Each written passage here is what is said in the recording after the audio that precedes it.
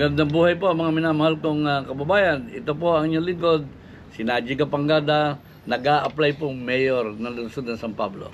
Isa pong pinagpala at magapanggadang araw po sa inyong lahat. Ako po si Mark Anthony Baldovino Alimagno at tumatakbo naman po at nag-a-apply sa inyo bilang Vice Mayor po ng ating lungsod.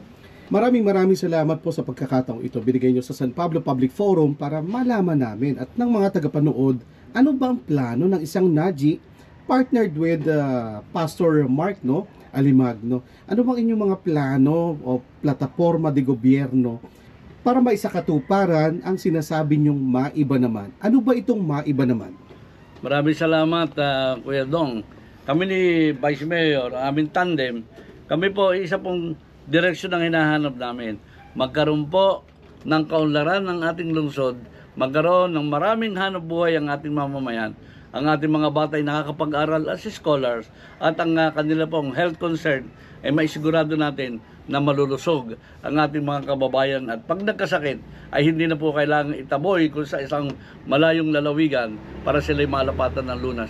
Dito po sa lungsod ng San Pablo ay atin silang bibigyan ng pagkakataon na sila'y maisalba ang buhay pagkat magkakaroon po tayo ng mga doktor na mahuhusay na nagsisilbi sa ating mga mamamayan at maraming gamot ng ating ospital. Unahin po natin na Vice Mayor, ang sabi ni Sir Naji kanina, kalusugan, health workers. Paano po natin ma-i-improve ang kalidad ng serbisyo medikal dito sa ating lungsod? Not only that, Sir Dong, pagdating po sa kalidad po ng ating pong hospitalization, dito po sa ating pong lungsod o medical care, siyempre po unahin po muna natin paano po tayo makakagamot kung wala pong available na gamot. Second thing is paano po tayo magpapagamot kung wala pong available na doktor. O paano po tayo magpapa-hospital kung wala pong kagamitan pang-hospital ang ating pong sinatawag po na medical equipments.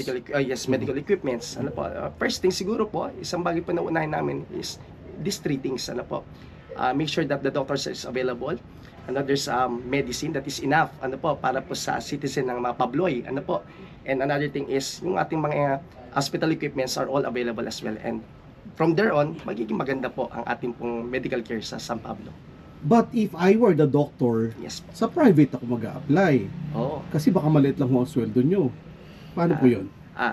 Mga espesyalista, Tito Naji. Tama po yun, Kuya Dong. Dapat din po ang remuneration ng ating mga doktor, kailangan i-review natin yan so that we can get the best. Ang nangyayari po, kung talagang mababa ang sweldo ng ating mga sirohano, ng ating mga medical practitioners na empleyado ng gobyerno sa City General Hospital, ayan po yung nandiyan ang temptation na mag-moonlight sa ibang private hospital. Na yung pasyente po may kakayanang magbayad na nando sa public hospital, dalhin nila sa private para doon nila gamutin at kumita ng extra. Ngayon, hindi po natin masisi ang kanilang nagiging sitwasyon, pero mali po yun. Kung ikay nandiyan sa city hospital at ikay hinire ng ating city government para ikaw ay maglingkod bilang isang manggagamot dyan, inay choice mo na diyan ka. Ngayon, to improve your practice, marahil that can be arranged na magkaroon ka ng ibang additional source of income other than being a moonlighter sa ibang ospital. Tito Naji, kayo po ba ipabor sa isang doktor na connected with our city or general hospital, tapos meron siyang panahon para sa pag-private practice?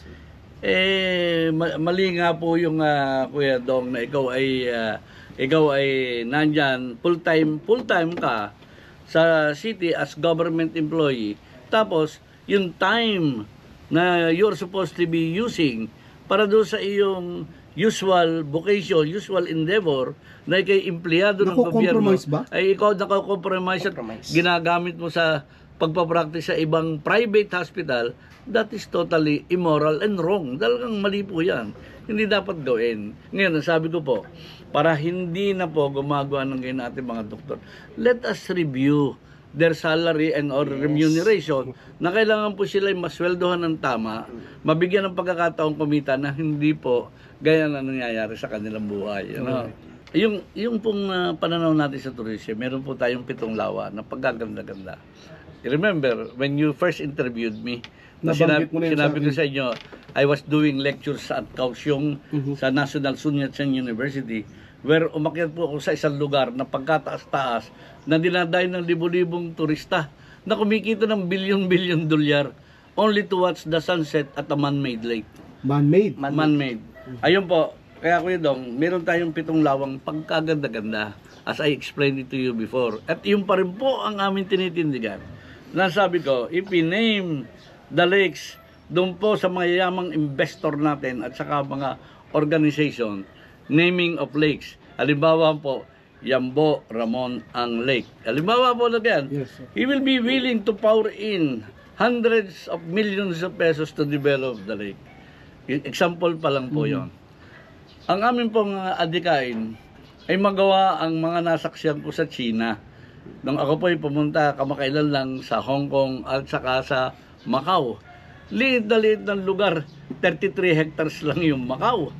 Ang Hong Kong po, you will have to travel 48 kilometers sa ibabaw ng dagat para kayo makarating sa Macau.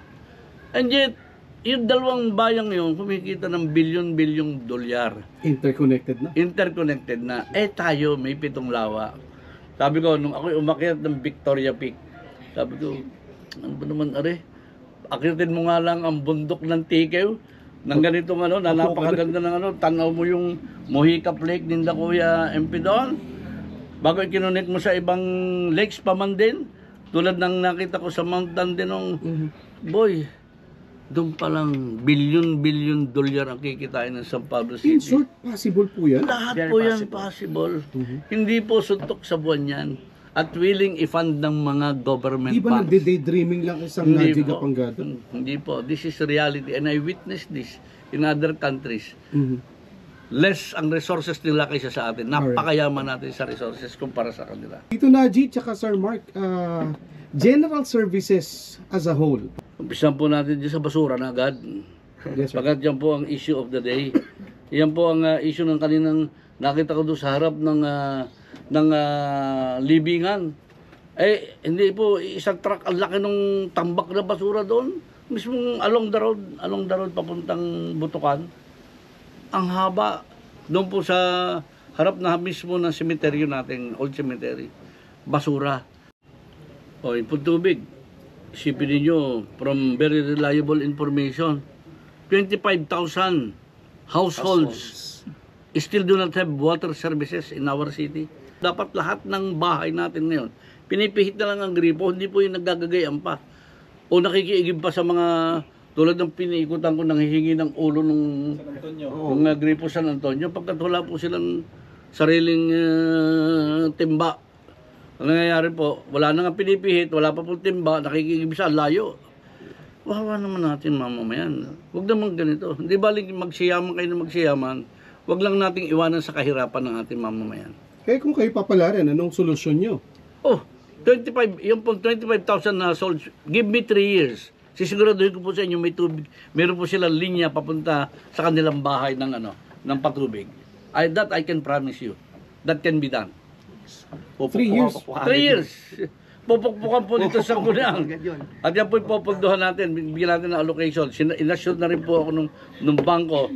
We will lend you money to provide for the procurement of all water lines in the entire city of San Pablo. Para sigurado po may tubig kayo. Kaya ako very confident na kaya natin gawin yan. Hindi naman po sa pera natin manggagaling yun. Self-liquidating project po yan. Given a chance na kayo ay manalo, ano yung, si Sir Mark muna, ano yung pinakauna mong gagawin sa opisina ng Vice Mayor? First thing is, yung makita nila na anytime na po ay lagi pong present yung Vice Mayor na natatagpuan. No, makita nila nagtatrabaho. O, masipag, po. And gusto ko pong maging kakaiba po sa iba. Makita po nila yung Vice Mayor din po ay talagang, kumbaga very po in touch po sa mga pabloy, po sa bawat barangay. Na yung Vice Mayor hindi lang po pang opisina, po iba pang barangay din. Tayo po ay makikimarites na mga, pa po ba mga pangangailangan na pambarangay na pwede po namin matulungan at masolusyonan. Mararamdaman kayo sa laylayan. Yes, maramdaman po sa laylayan. Ang isa pong Vice Mayor, Mark Alimagno. Alright. Tito Naji, unang gagawin sa pagpasok ng opisina kung ikaw ay mananalo. Pero Tito Naji, isingit ko lang ha, marami nag-aalala. Baka daw mawalaan ng trabaho itong mga, anong tawag dito sa mga empleyadong casual at Casual saka regular. JO ba? Tawag na. Job Baka orders. daw pag ikaw ay nanalo, wala silang trabaho. Marami magugutom. Huwag ka mag-alala, Kuya Dong. Huwag po kayo mag-alala, mga kababayan. Pag po kami nag-assume ng office ni Kuya Mark, ang ating Vice Mayor, we will see to it po na sinabi ko siya, dadami po ang hanap buhay dito sa atin, lalaki income natin. At kailangan po natin ang more and more employees. Ano po? Hindi po natin kailangan tanggalin yung mga qualified na empleyado natin. But excuse me, yung pong mga 1530, yung pong mga ghost employees, ay kailangan po lumipad na muna po kayo sa langit. Pagkat ghost po nga po kayo hindi po kayo pwede sa ating Kapitolyo. Ano, kailangan po dyan yung mga magtatrabaho lang at tutulong para sa general well-being ng ating mamamayan at maayos na pagpapatakbo ng ating bayan. Mensahe niyo po sa ating mga kababayan dito sa lungsod ng San Pablo. Akin lang po ay as an independent body ano po sa legislation ano po ay we will make sure ano po na maging balanse po ano po ang bawat proyekto programa po na ibibigay po ng ating po mga kasama na kagalang-galang ng mga konsyal ng bayan ano po. Walang palakasan, ano po, walang pinipili. Ano po, basta po makakabuti po sa ating lungsod, yan po yung ating pong tututukan, tatrabuhin at pangangalagaan. At last na lang po siguro ay isa pong paghamon sa bawat isa. Ito naman po ay hindi po para makasakit ang damdamin ng kahit na sino man, panahon na tayo po makaranas na ang mga Pabloy ang pinagdilingkuran at hindi ko sino lamang. Salamat po. Maiba naman. Tito Naji, final words. Maraming salamat, Kuya Dong, sa pagbibigay mo ng pagkakataon na kami ay ma-interview ngayong araw na ito. Brother, maraming salamat sa inyo. Isa pong magandang pagkakataon ito para ma-ventilate namin yung mga iba pa naming hinaing sa nangyayari dito sa malapit ng eleksyon. Mga kasama, nung nakaraan pong eleksyon, lumaban din po kami. At kami po ay lumaban, tinaya namin po ang aming kaunting kabuhayan at ang aming pong panahon, ang aming buhay. Ngayon po ganun din. Kami po ay nagpupunta sa mga barabarangay, lumalapit sa mamamayan, inaalam namin kung anong kanilang mga pangangailangan. Kaya mga minamahal kong kababayan, yung siraan, wag na po. At ini nakakasama sa pagkatao ng bawat isa. Yes. Wag na po tayong bumaba sa gayong level na may mga siraan. Pagkat hindi ko po kailangan makipagsiraan. Hindi ko po ako bababa sa gayong level. So mga minamahal kong kababayan, ito po, tayo pa'y mag-embrace, tayo pa'y magsama-sama ulit, at atin pong ang isipin na lang ngayon, anong ikagagaling ng ating lungsod.